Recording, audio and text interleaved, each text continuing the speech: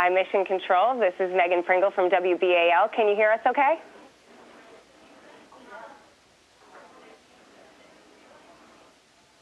We heard you loud and clear, Megan. This is Megan Pringle from WB. Great. Is that Colonel Wirtz? It is. Good to talk to you. Well, great to talk to you. Good morning. I have so many questions for you. Tell us what that landing was like. Yeah, that was amazing. I had only flown on the space shuttle before, and taking off on the Soyuz rocket was really cool. It was a little bit different, but it was pretty spectacular. A lot of G-forces, a lot of banging when the engine shut down, and it was definitely a ride that I will remember for a long, long time. Since you've been there, and I know it hasn't been long, but what's been the biggest surprise or possibly adjustment to you, either physically or just emotionally? You know, the thing that I was surprised about was how much easier it was this time to adjust to space. Last time was my first space flight, and this is my second space flight. And I just adjusted a lot quicker. There's still a few things. Your head gets stuffy because all the fluid floats up in your head.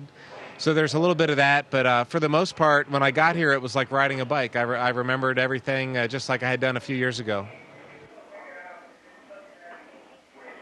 It's so exciting for us to have someone local do something so incredible, and it was so much fun to watch Reid Wiseman. So is there a little bit of pressure because he did so much tweeting and interaction with social media? Is it tough to compete with that? Are you going to try to have some sort of interaction and I guess create a following or at least an interest? Well, there's no competition. I can never compete with Reid Wiseman. But Reid is awesome. He's also, as you know, a fellow Baltimore native. Actually, I was just down in the cupola. I took some unbelievable pictures of a sunset we just had over South Asia. So I will be tweeting. Astro Terry is my Twitter and Instagram handle, and I'll try and send out some pictures. The views here are just spectacular. I saw a sunset, the first sunset I saw on station yesterday. The moon and Venus were right next to the sun. They all set at the same time, and it was amazing to see the moon kind of burble as it went behind the atmosphere.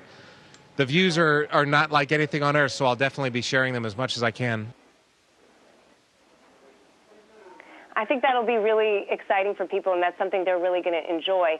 You haven't been there long, and it seems like already you've seen some stunning images. Is there anything that you're looking forward to seeing the most, or an area of Earth that you're really excited to see what it looks like from a different vantage point? You know, I'm just excited to have 6 months to live here and really get to know the Earth well. On my first flight, the way the orbital mechanics worked out, I was over America at nighttime all the time. And so far, the last 2 days, it's been, we just launched basically yesterday, so I kind of just got here. But I still haven't had good views of America, so I'm looking forward to seeing Baltimore and the Rocky Mountains and, you know, as much as I can of my own country. Right, you're a horse racing fan. Are you going to watch the Preakness from there? Yeah, we'll be watching. Well, I should still be here during the Preakness. Yeah, it depends on the timing of the landing, but that's I will be here for opening day for the Orioles and hopefully the Super Bowl for the Ravens, and we got a lot of sporting events to look forward to. Butch here, my crewmate, Station Commander Barry Wilmore's a big sports fan too. Oh, good. Well, that'll be fun. Now, what about the hometown aspect? I know it's got to be very exciting for this area, in particular Howard County and Columbia. If there's any kids that are watching from Oakland Mills High School who may be interested in science, what would you have to say? Oh, my goodness, I just saw an image of you looking. Look at you guys. Can you do that again? Show us what that's like with the football and sort of walk us through what that's like. So you just now got the video downlink, huh? We've been spinning and doing all kinds of stuff. Yes, I've been listening to you, but I haven't been able to see you. Well, we've probably been watching it. This is just my first opportunity to see it. Okay, so go ahead. Since you're both sports fans, and I love that you're representing the Orioles, have you had like a game of catch? Well, we just got the football out. This is our first game of catch. But actually, one of the really cool things about living in space is learning how to throw something to your crewmate, because on Earth, when you throw something, it drops, and in space, it doesn't drop. And so you have to retrain your brain on how to throw things in a straight line. I know that we're going to be following you for quite some time, so we'll have to look forward to the football skills probably improving, and maybe baseball as well. Are you, do you have a position that you're going to play? Are you going to be like the running back of the International Space Station? Well, I think I would definitely, my 40-yard dash time would be pretty good since we're moving 17,000 miles an hour. I'm hoping he's a running back because I'm going to be the defensive linebacker. Yeah, you're a big sports fan, I hear. Oh, yeah, I watch it on occasion. We thought we'd represent all the major sports in America right now with the football and the hockey and the baseball, and we're colorful as well. Exactly. Well, hopefully no rivalries in space. That could get messy. Now, what about I think Butch and I are safe. It's not like Orioles and Yankees. Go ahead. I think you were asking about Oakland Mills High School and what to tell kids. Sorry, I'll answer the kid question first real quick. It's a little bit of a time delay. Yeah, I would say if you have a dream, pursue it. You never know what's going to happen. And if you have something that you're interested in, if you have some God-given talents, go ahead and pursue those. And don't tell yourself no. Don't go ahead and go for it. Do you want to give a shout-out to anyone in Howard County or Columbia at all from space? Well, I'll say hi to my mom, Evelyn and Jack Colson. They're there on the eastern shore of Graysonville. And I've got a new nephew. My cousin Kristen just had a little boy, Cameron, so I'll say hi to him.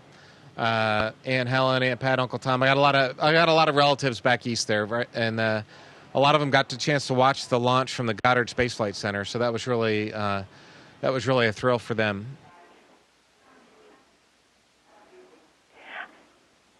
One thing that I read, I do follow you on Twitter, and I thought it was interesting that you mentioned your last meal while you were still on Earth, and it was shepherd's pie. Is there anything that you're going to miss the most or really look forward to when you do return?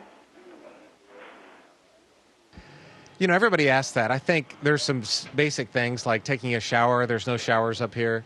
We just use a wet towel. And the food, of course, is a big thing. The food's pretty good here. It's better than what I would be cooking for myself if I were a bachelor. So, but I think just basic things like that you miss. The smells of Earth, a rainy day or going to the beach. I can say that I'm going to miss the fact that Terry can't take a shower as well. Yeah, that must get tough if you are up there and your crewmates are smelling a little rank. Or do you get used to that? Well, this is only my second day here, and I haven't exercised yet, so there's still 5.9 months to go.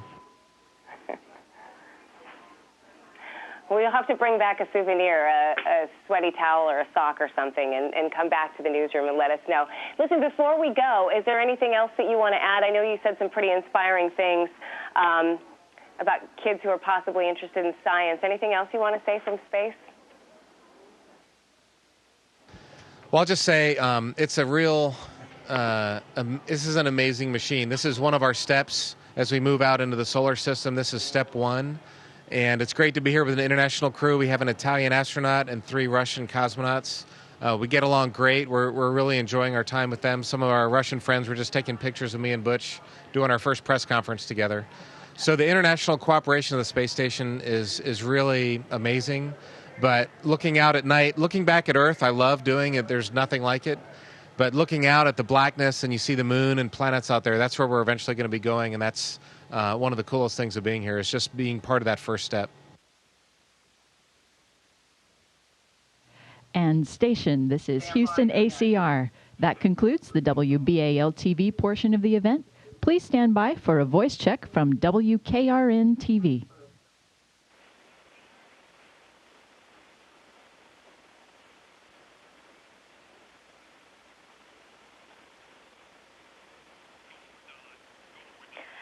Station. This is WKRN TV. How do you hear me? Nashville, hello. We have you loud and clear.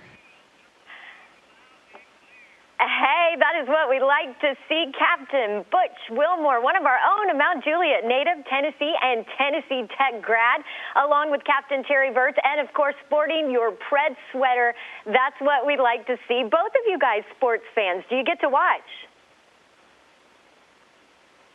You know, we do. NASA's got a great system. They can uplink live games, and of course there's several games that we can ask to get taped, and they'll send them up in a special section for our, we can watch on our computer. So yeah, we can stay in touch.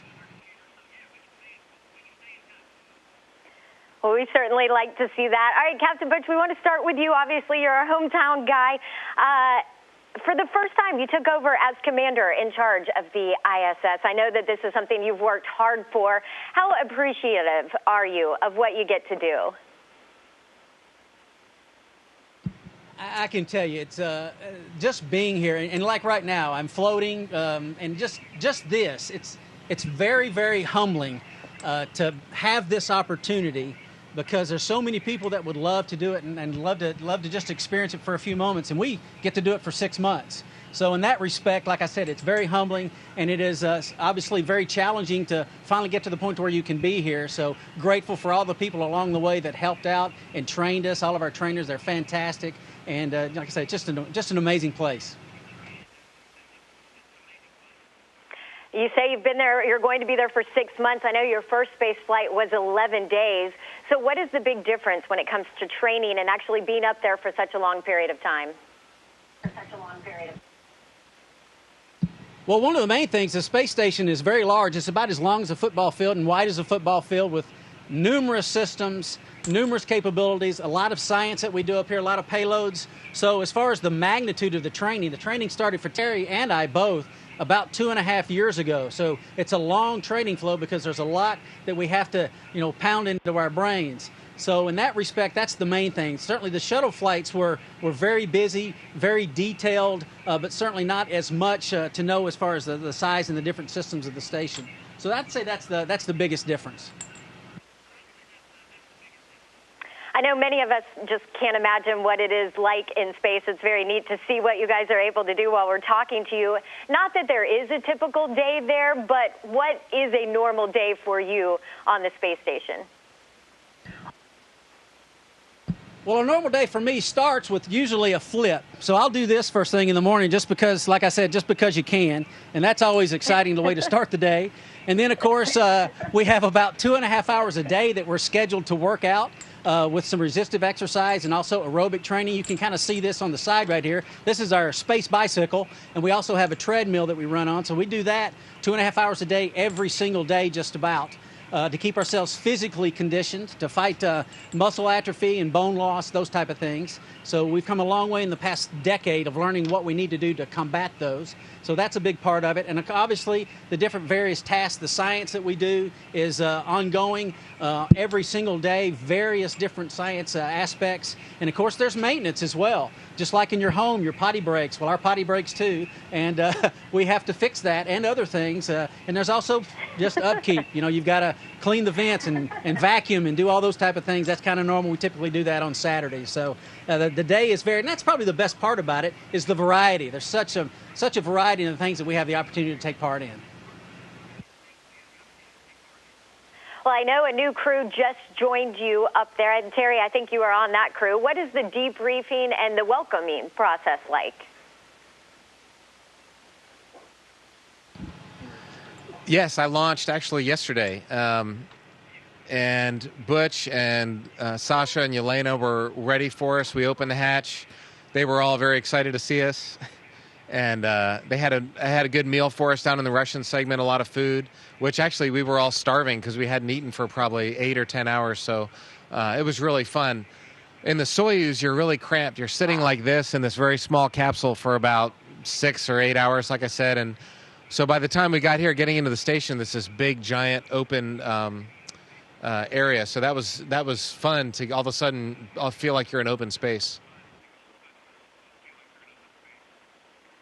Well, Captain Butch, you are there until March, and I know you guys get this question a lot, but what do you miss most about being here?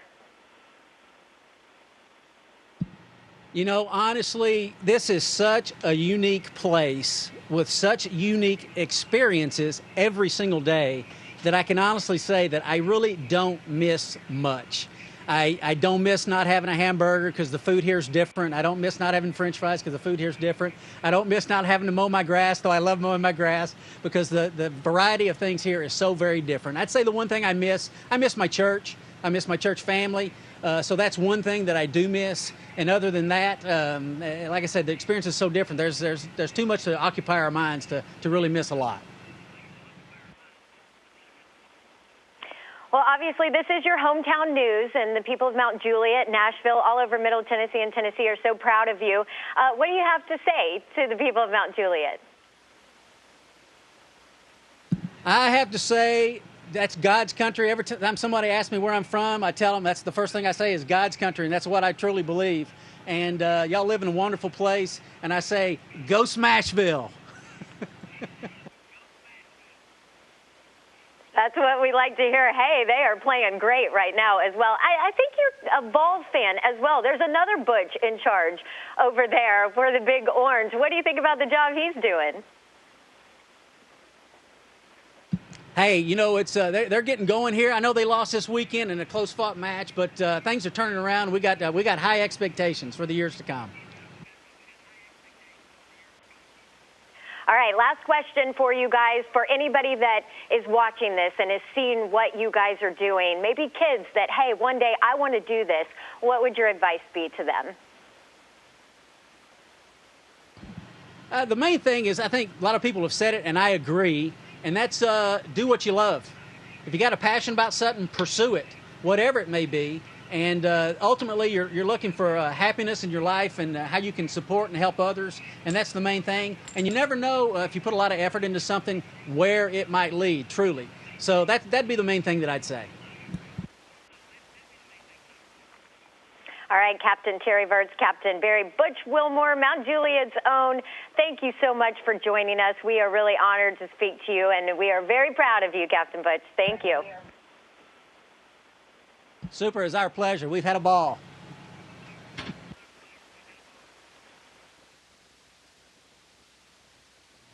Station, this is Houston ACR. Thank you. That concludes the event.